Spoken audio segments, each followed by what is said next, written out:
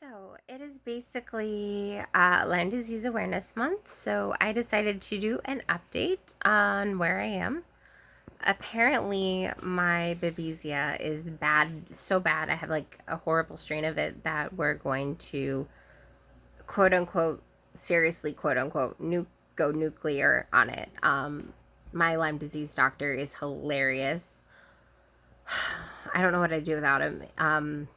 When I started to feel like I was having like a rebound of my Lyme and, all the Lyme accessories like I always talk about, it was hard to deal with at first because I was like, maybe that's not it. Maybe I'm sick from something else because, I have chronic variable immunodeficiency as well, so I get sick easy, but and I'm still waiting for them to approve the IVIG, and that hasn't happened yet. So I'm basically just kind of in limbo with that, and it is quite irritating. But the doctor is putting me on some really heavy medication that's going to probably make me really sick, and that's okay because that's what it does. And he said that it can cause like really like malaise and cause a lot of pain and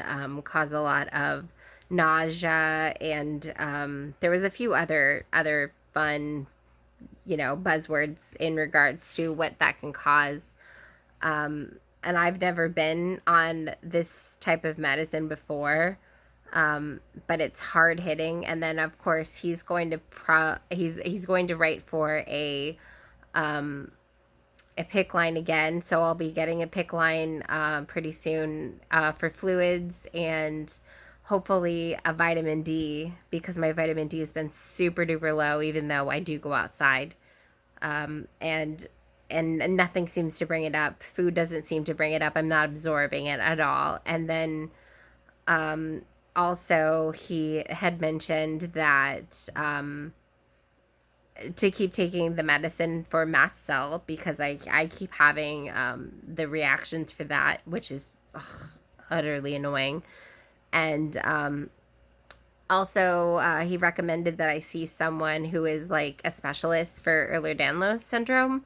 Um, I haven't yet found one here in Florida. I'm gonna have to look a little bit harder and see maybe if there's somebody like that my insurance recommends for Ehlers-Danlos because I can't really afford much more out of pocket because I mean it's expensive to see the doctor that I'm seeing for Lyme, and I totally understand why. But he's amazing and well worth it. And so there's that. And then, he also, refilling meds and stuff like that. So I just thought I would get on here and do some Lyme disease awareness, a quick video, just update, let you know that everything is in going in the right direction. I mean, I have a headache today. It's not like a migraine, but it's like a headache. It's just really irritating. But I just wanted to check in and see how everyone is doing. But also, I wanted to let you know that if you are struggling and you need someone to talk to, or if, there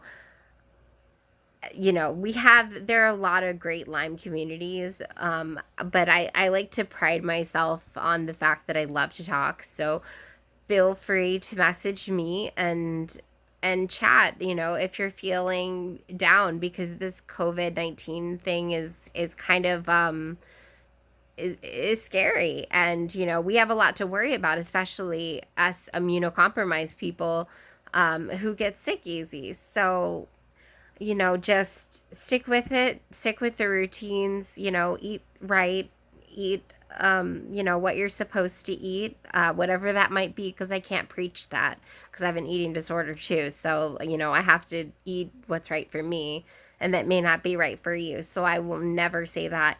But also, just, have compassion for others, like especially if you see this and you don't have Lyme disease and you don't have Ehlers-Danlos syndrome and you don't have CVID and you don't have,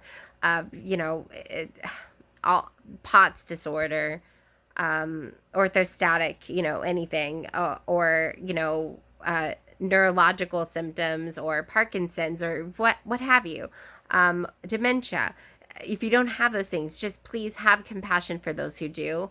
And also, it would be really great if people would stop.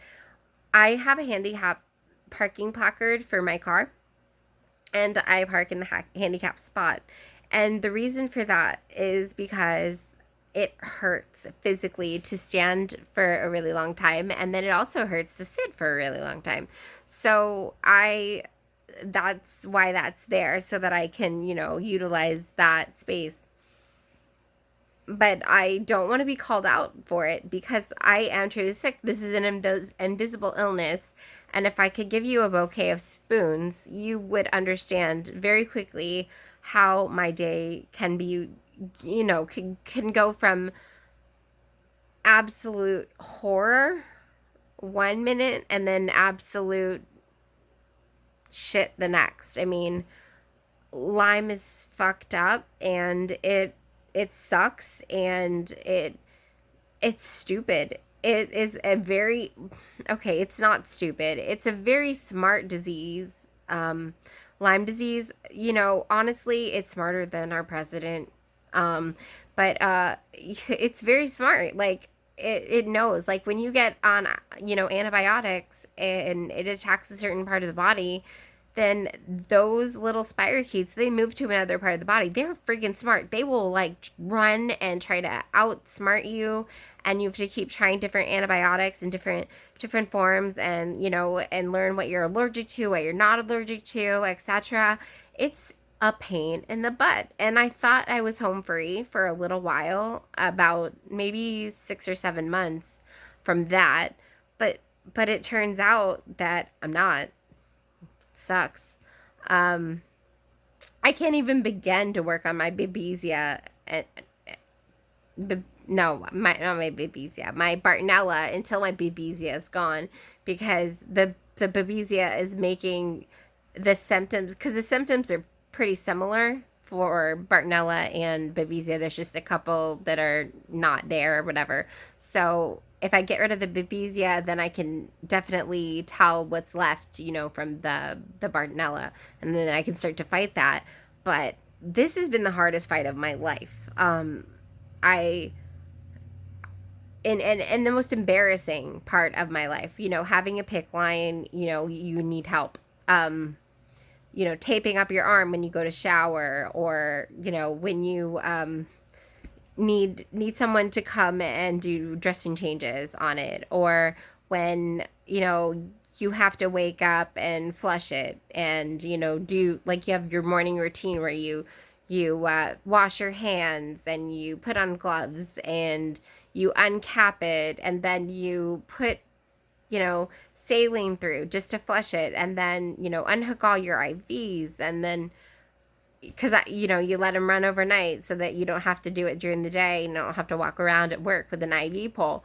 So, it's just very, how do you even say it? Very, very tedious. It's a lot that goes into it. You have to hep lock it with heparin, and, just to make sure it doesn't clot, and it's a pain in the butt. But you know what? It's a pain in the butt that I would rather do than having to be stuck every single day with an IV, or a blood draw situation. Because me personally, I'm running out of viable veins, and that's something I used to pride myself on in a weird way. I would say, like, my dad would look at my hands. He'd be like, hey, you have awesome veins. That looks like a good vein, because he was a paramedic, and he could say things like that. And so, doctors or nurses or whomever would say, hey, that's a great vein. You have great veins. I'm like, yeah, until it, like, collapses on you and you can't get any blood out of it or whatever. Or you miss it, and then you take the needle out, and then I start to bleed. Like, there's your blood. Get it.